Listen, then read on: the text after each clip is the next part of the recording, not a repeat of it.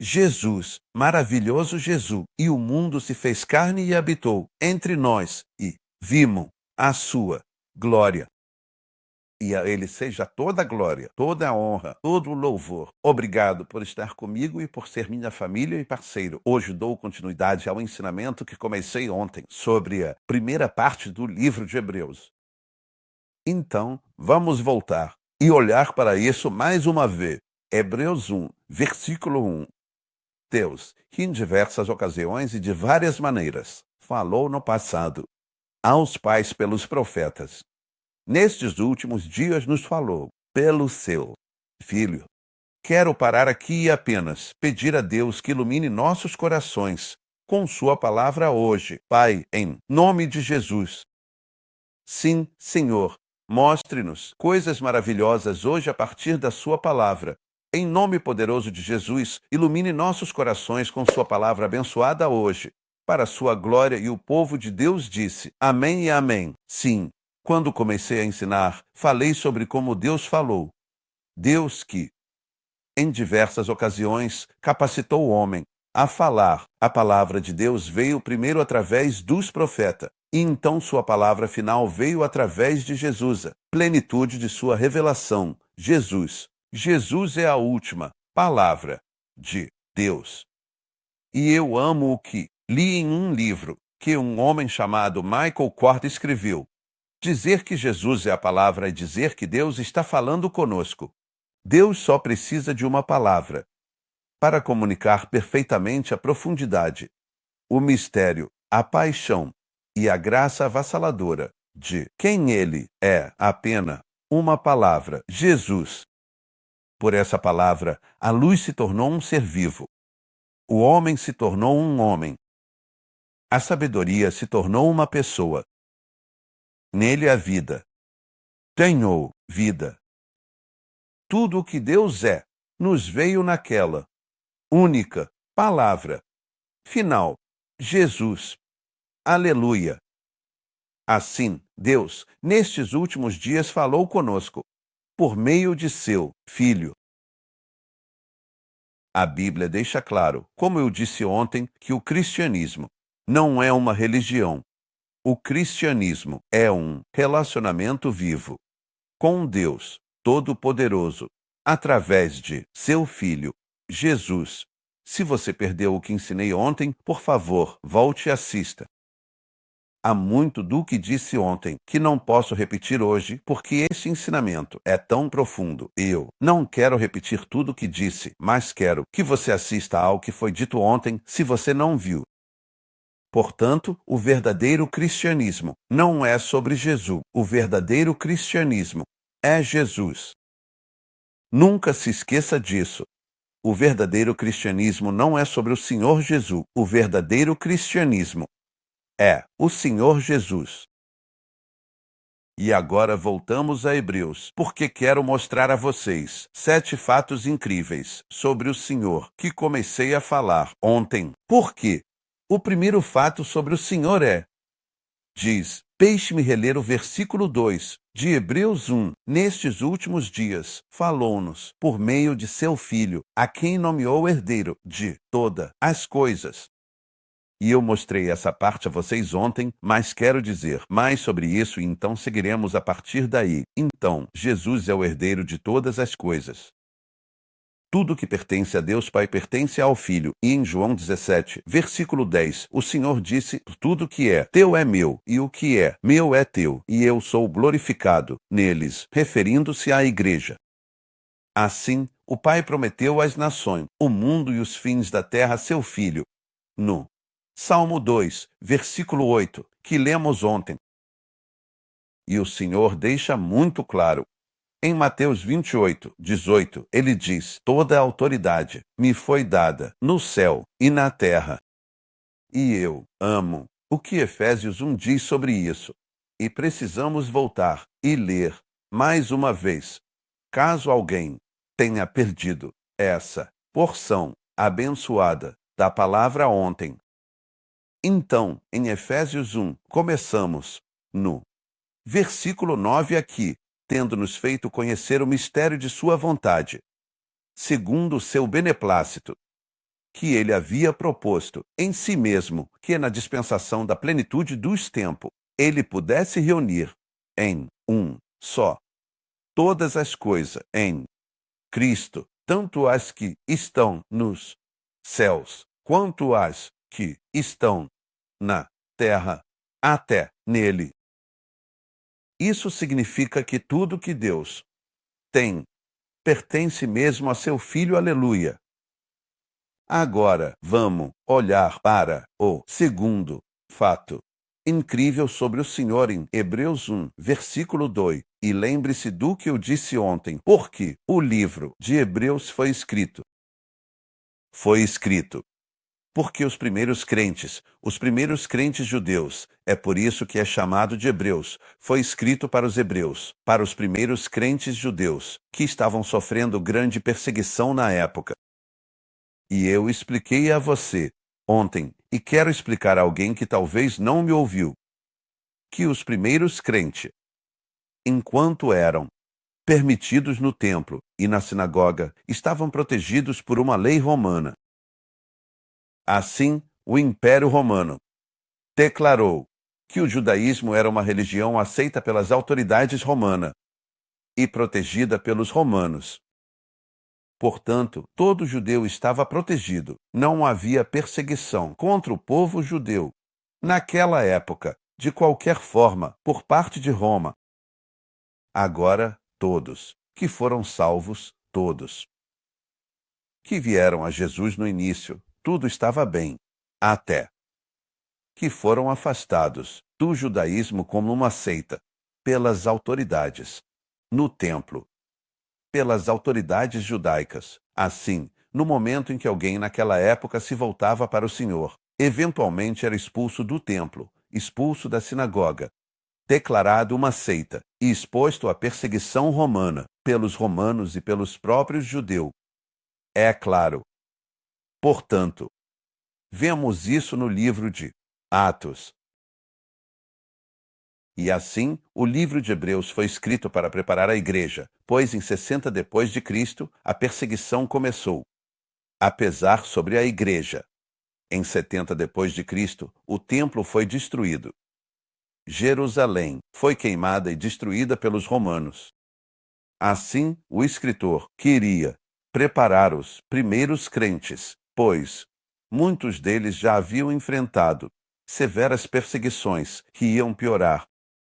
E eles estavam perdendo tudo, porque a perseguição na época significava que, se você fosse expulso da sinagoga, expulso do templo, ninguém te contrataria, ninguém te alimentaria, ninguém te daria abrigo ou qualquer tipo de apoio, incluindo sua família.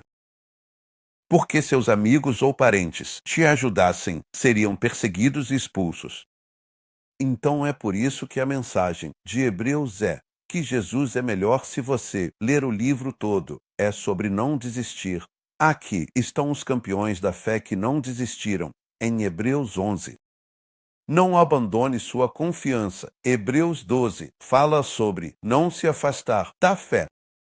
Em Hebreus 6 e Hebreus 10, ele diz que, se você se afastar, não há mais lugar para arrependimento, o que significa apostasia, porque Hebreus 6 e 10 lidaram com apostasia em vez de apenas pecar, cair por causa da fraqueza.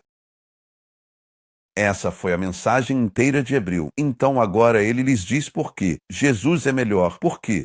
Bem, em primeiro lugar, ele é o herdeiro de todas as coisas. Em segundo lugar, diz, e isso é poderoso, a quem designou herdeiro de todas as coisas, por meio de quem também fez os mundos. Foi isso que eu parei ontem, que por meio dele Deus fez os mundos. Eterno com Deus o Pai, Jesus é o Criador. Ele é o agente que o Pai colocou para, literalmente, controlar e manter o mundo em movimento, de acordo com o propósito e a vontade de Deus. E essa palavra, mundos, significa os tempos, tanto o passado, quanto o presente e o futuro, todo o universo. Então, Jesus é aquele que supervisiona tudo o que acontece na Terra. Ele é quem mantém tudo fluindo em harmonia. com o propósito de Deus, dentro do cronograma da perfeita vontade de Deus. E então diz isso no versículo 3, e é aqui que continuamos, que sendo o brilho de sua glória. Eu amo isso, glória. O que isso significa? Significa aparência, significa reputação, significa honra. Glória. Fala sobre e se refere ao caráter de Deus, à natureza de Deus. Lembro que Moisés, em Êxodo, disse: "Mostra-me a tua glória, Senhor." E Deus revelou seus atributos. Assim, a glória de Deus é sua natureza. A glória de Deus é seu caráter. A glória de Deus é sua aparência, sua reputação, sua honra. Porque se refere ao caráter de Deus, à natureza de Deus. Quem e o que Deus é. A glória de Deus é quem Ele é e o que Ele é. Então diz que Ele é o brilho de sua glória. Brilho, esplendor, brilhantismo, radiação. É isso que significa o brilho de sua glória, querido Senhor. Sinto a unção apenas ao falar novamente sobre Ele, que é o brilho, Ele é o esplendor, Ele é a brilhanteza, Ele é a radiação de sua glória. Ele é os raios de luz que brilham da fonte, o próprio Pai, a fonte de luz. Porque está escrito em 1 João, versículo 5, Deus é luz, Deus é uma luz, e Jesus é o brilho dessa luz. Ele é o esplendor daquela luz, Ele é o brilho daquela luz, Ele é a radiação daquela luz, Ele é os raios daquela luz. Isso não é poderoso, Ele é luz. Porque Ele é a luz. Como João diz, a luz que veio ao mundo. Você sabe, ontem eu disse algo que eu quero. Eu quero dizer novamente sobre isso. Eu acho que é tão poderoso. A luz se tornou um ser vivo. A luz se tornou um ser vivo. Esse é Jesus. Esse é Jesus. Nele, a vida ganhou vida.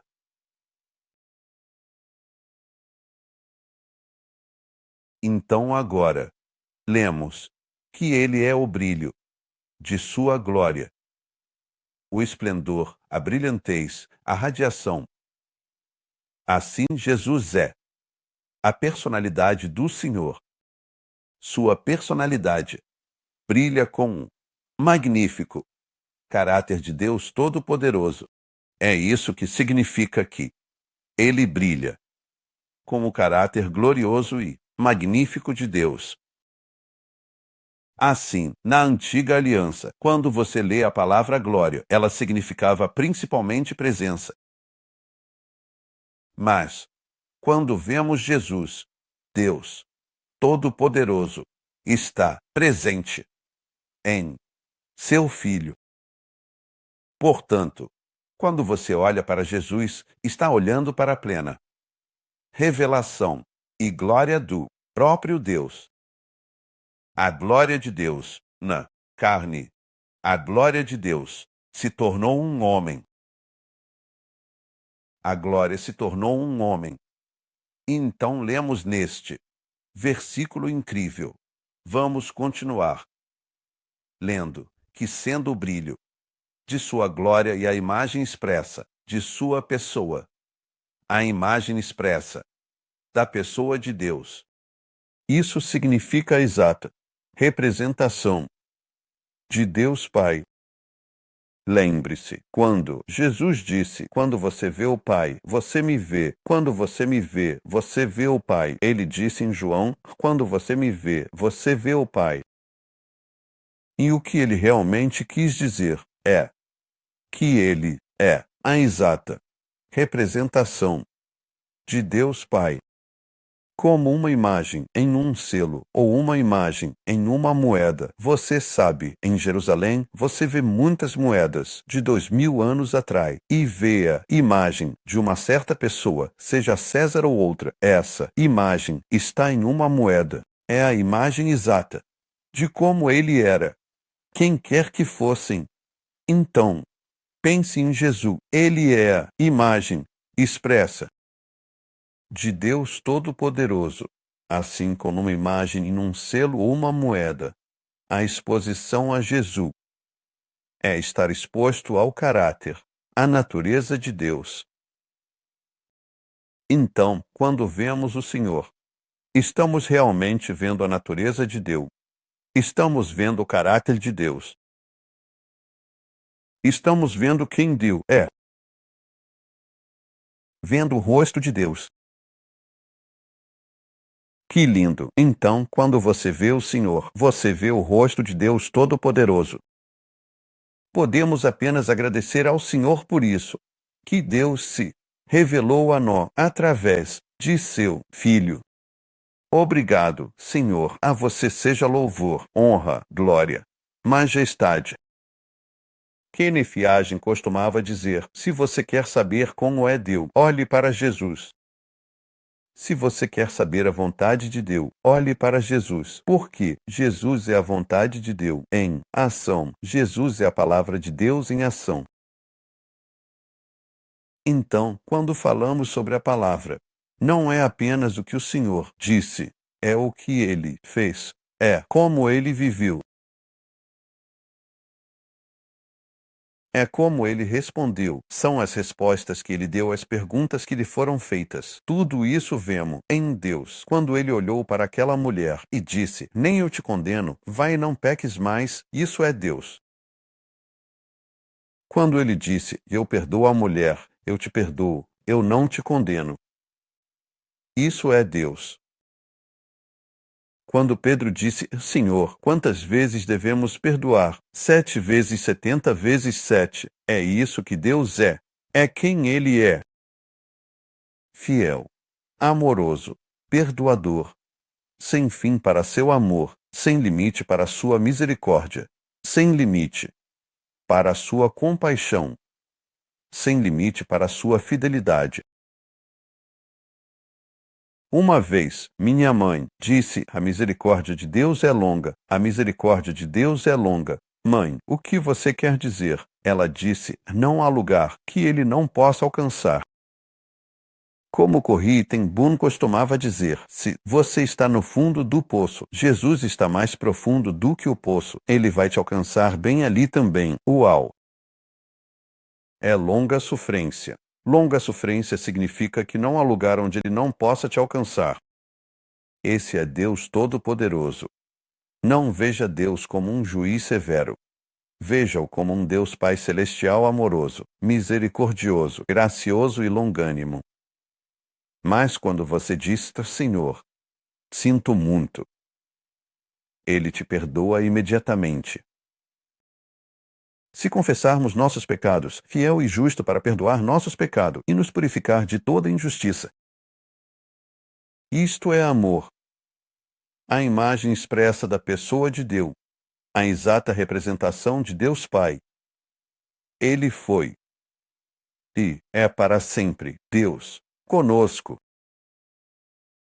Emanuel. Podemos ir rapidamente a João, o Evangelho de João. Capítulo 1. Quero ler o versículo 14. E então o versículo 18. E o mundo se fez carne e habitou entre nós. Vimos a sua glória.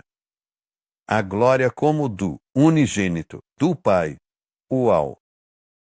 Cheio de graça e verdade, o mundo se fez carne. Deus se tornou um homem. Habitou entre nós. Vimos a sua glória, a glória de Deus. As glórias do unigênito, do Pai, gerado do Pai, cheio de graça e verdade. E então o versículo 18, eu também amo isso, nenhum homem jamais viu Deus a qualquer momento. O Filho unigênito, que está no seio do Pai. Ele o declarou, ou seja, o revelou. Deus se fez carne através de Jesus, seu Filho. E Deus foi revelado a nós através de seu Filho. 1 João 1, versículo 1. O que era desde o princípio, o que temos ouvido, o que temos visto com nosso olho, o que temos contemplado e nossas mãos tocaram, da palavra da vida. Pois a vida foi manifestada, e nós a vimos e damos testemunho, e mostramos a você a vida eterna, que estava com o Pai, e foi manifestada nós. Quero continuar lendo porque isso é importante. Aquilo que temos visto e ouvido, nós vos declaramos, para que também tenhais comunhão conosco. E verdadeiramente nossa comunhão é com o Pai e com seu Filho, Jesus Cristo. Então ele diz: esta é a mensagem que ouvimos dele e que vos declaramos. Deus é luz. Nele não há treva nenhuma. Amanhã vou continuar este magnífico ensinamento, mas pense no que acabei de dizer. Deus se fez carne.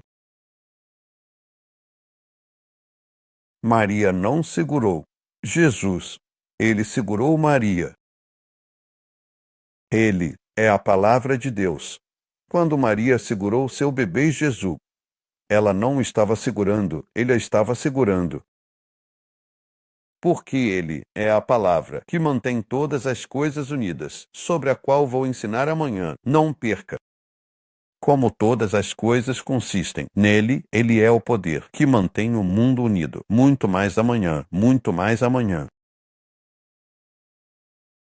A cruz não segurou o Senhor, ele segurou a cruz. Os pregos não o seguraram, ele segurou os pregos. O túmulo não o segurou, ele segurou o túmulo. É por isso que ele ressuscitou dos mortos.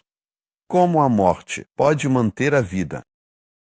Aquele que é a vida destruiu a morte ao morrer. Aquele que é a vida não poderia permanecer no túmulo. Como pode o túmulo manter a vida e segurar a vida? Ele destruiu o túmulo ao morrer. Ele é o nosso Jesus, seu Salvador, e meu maravilhoso Salvador, nosso precioso Redentor. Você vai entregar sua vida a Ele agora. Você vai simplesmente se render ao seu amor e à sua vontade. Você realmente está vivendo a vida cristã. Rendição total ao Senhor. Submissão total à sua vontade. Negando a si mesmo, negando o mundo, dizendo não ao diabo. E a tudo que ele oferece não queremos isso. Nós só queremos Jesus. Ele disse: se alguém quiser vir após mim, negue-se a si mesmo, tome a sua cruz e siga o Senhor. A cruz não diz respeito ao ontem. Nós a levamos conosco, nós carregamos essa cruz conosco. Não é algo que aconteceu há 2000 anos. Embora tenha acontecido, nós a levamos conosco, nós morremos para as coisas deste mundo. Nosso maior inimigo é o eu. Nosso maior inimigo é a carne. Dê sua vida a Jesus hoje. Dê a Ele tudo. Apenas diga: querido Senhor, eu preciso de você. Eu acredito que você é o Filho de Deus. Eu acredito que você é Deus Todo-Poderoso. E eu te dou minha vida hoje. Perdoe meu pecado. Por favor, Salvador, entre no meu coração e salve minha alma. Lave-me limpo com seu precioso sangue e faça-me inteiro. Viva sua vida através de mim, todos os dias, em nome de Jesus. Amém e amém. Obrigado por orar comigo. Obrigado por ouvir hoje. Amanhã vou continuar este ensinamento porque ainda há muito a ser dito. Os 7 fatos, os gloriosos fatos sobre quem Jesus é. Garanta que seus amigos estão assistindo. Garanta compartilhar este ensinamento com os outros. E agora é hora de dar. É hora de dizer: Senhor, eu te honro com a minha substância. Está escrito: honre ao Senhor com a sua substância e as primícias de toda a sua colheita. Assim os seus celeiros serão cheios de abundância, e os lugares transbordarão de vinho novo. Um dia, eu estava conversando com Oral Roberts sobre se damos a Deus Pai tudo o que temos, ou apenas um dízimo, ou apenas, você sabe, o que levamos para casa, o bruto ou o líquido. Os primeiros frutos. Nós damos a Ele tudo. Pagamos a Deus Pai o que devemos a Ele, antes de pagarmos qualquer outra pessoa. Então, é hora de honrá-lo com nossa substância e as primícias, de todo o nosso aumento. Assim, nossos celeiros estarão cheios de abundância, os opressores explodirão. Vamos fazer isso. Vamos honrar o Senhor assim hoje e Ele irá abençoá-lo e recompensá-lo. Repetidamente, você pode contribuir na plataforma em que está me assistindo. Agora não se esqueça, acabamos de lançar nosso canal em espanhol. Então o que eu ensinei hoje também será lançado ou visto em espanhol e depois estaremos fazendo em outros idiomas. Acesse na plataforma em que está me assistindo. Vá ao nosso site benin.org. Eu te vejo amanhã e, por favor, assista a este pequeno clipe que temos para você. Obrigado. Te amo. Tchau, tchau. Jesus Cristo está voltando em breve, e o mundo deve ouvir sobre ele. O maior chamado é trazer mais almas para o reino de Deus. O pastor Benny está respondendo a esse chamado, ministrando diariamente em várias plataformas, alcançando mais de 1,4 bilhão de falantes de inglês, mas isso é apenas uma fração da população mundial. Ele priorizou a criação de programação específica para idioma, e 4 canais estão atualmente em desenvolvimento, visando um público potencial de 1,7 bilhão de pessoas. Isso inclui 610 milhões de falantes de hindi, 559 milhões de falantes de espanhol, 310 milhões de falantes de francês e 264 milhões de falantes de português. Em breve eles ouvirão o pastor Benny em suas próprias línguas. Seu apoio é vital para este projeto. Pastor Benny precisa da sua ajuda para cobrir as despesas de produção, tradução, edição e distribuição do canal. Seu presente de R$ 125 proporcionará um dia de programação em um desses idiomas. Ou você pode patrocinar uma semana inteira por R$ 875. Qualquer quantia que Deus colocar em seu coração ajudará a iniciar e manter a operação desses canais e todos os outros métodos que este ministério utiliza para espalhar o evangelho mundialmente. Obrigado pela sua parceria com o pastor Benny. Com sua generosidade, ministrará em hindi, espanhol, francês e português, mudando vidas agora e por toda a eternidade. Quando os recursos ficarem disponíveis, mais canais específicos para cada idioma serão criados. Dê seu presente mais generoso hoje pelas almas. Deus abençoe você.